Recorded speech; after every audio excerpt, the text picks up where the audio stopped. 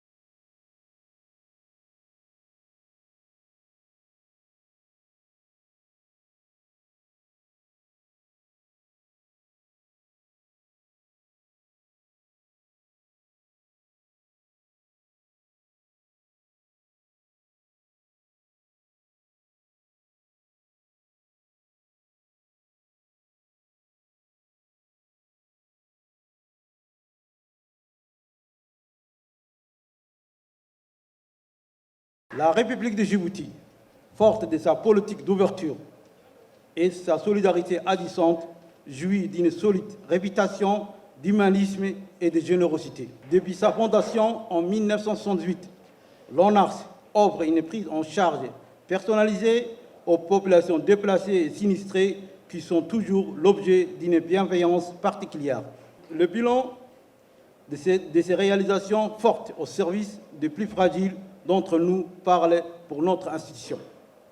Si la République de Djibouti est citée en exemple partout dans les instances internationales en matière de prise en charge des réfugiés, c'est bien le fait de la politique sage et éclairée du leadership djiboutien depuis l'indépendance.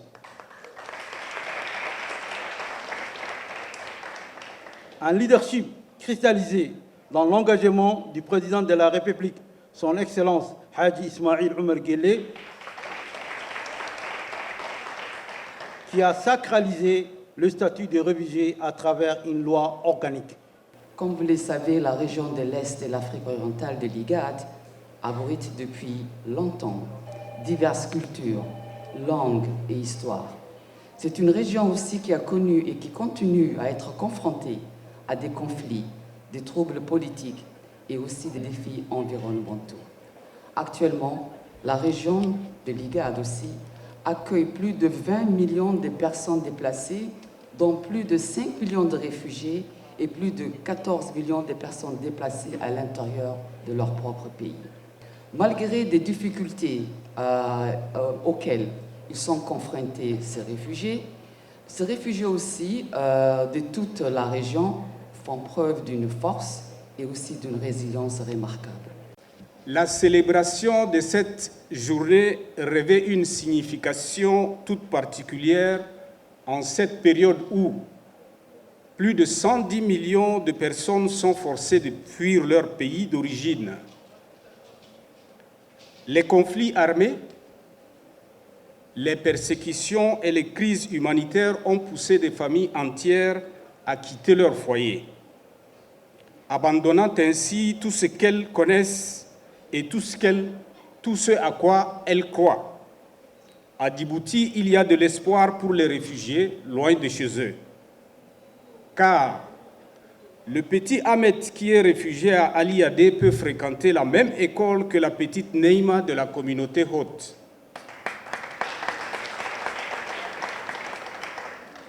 Habiba, réfugié à Holhol, reçoit les mêmes soins de santé que Halimo du village de Holhol. Saleh, réfugié à Markazi, circule librement pour exercer son commerce sur toute l'étendue du territoire. Tous ces droits dont jouissent les réfugiés au même titre que les nationaux ici à Djibouti sont une matérialisation de la vision du président de la République, son Excellence Ismaël Omar Guelleh. Lors de la 73e session de l'EXCOM à Genève, le secrétaire exécutif de l'ONARS, M. Hussein Darar, du haut de sa tribune, a fait savoir à la communauté internationale, je cite, « À Djibouti, nous avons le savoir-faire de l'inclusion. » Il dit bien à Djibouti, nous avons le savoir-faire, c'est-à-dire l'expertise de l'inclusion des réfugiés. En réponse à cette déclaration, somme toute historique, le haut-commissaire, M. Filippo Grandi, a dit ceci, et je cite, « La République de Djibouti est l'un des pays les plus engagés à nos côtés. Vous avez du savoir-faire dans l'inclusion des réfugiés et vous êtes un exemple pour beaucoup d'entre nous, pour beaucoup d'autres pays. » Fin de citation. C'est un honneur et un réel plaisir pour moi de célébrer aujourd'hui à vos côtés la Journée internationale des réfugiés. Le thème retenu cette année est celui de l'espérance et de la persévérance.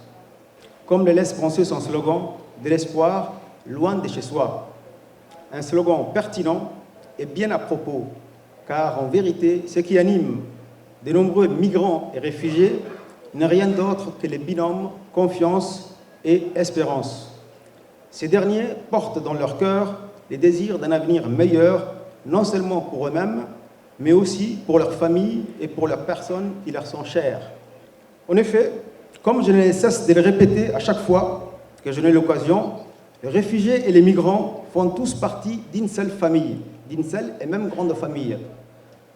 La famille de ceux qui veulent s'affranchir de la misère et trouver un lieu sûr où subvenir aisément à leurs besoins élémentaires, hors de toute oppression, à l'abri des situations qui offensent leur dignité d'hommes et de femmes. Ils ont le même besoin et partagent le même désir que nous, un désir légitime de connaître et d'avoir mieux, mais surtout et avant tout, un désir légitime d'être plus. La République Djibouti, comme vous le savez, située sur un corridor migratoire majeur et jouissant d'une relative prospérité, attire beaucoup de ces réfugiés et de ces migrants, et demeure un pays de transit, de destination, mais aussi d'accueil. Et en dépit de ses ressources limitées, elle affiche l'un des taux le plus élevés au regard du rapport entre sa population et le nombre de réfugiés.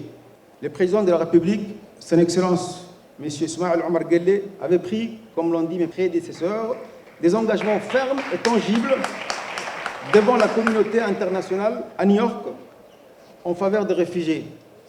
Un engagement suivi d'effets immédiats avec l'adoption d'une loi portant statut de réfugié, suivi de l'inclusion des réfugiés dans le programme de développement national intitulé Djibouti ici.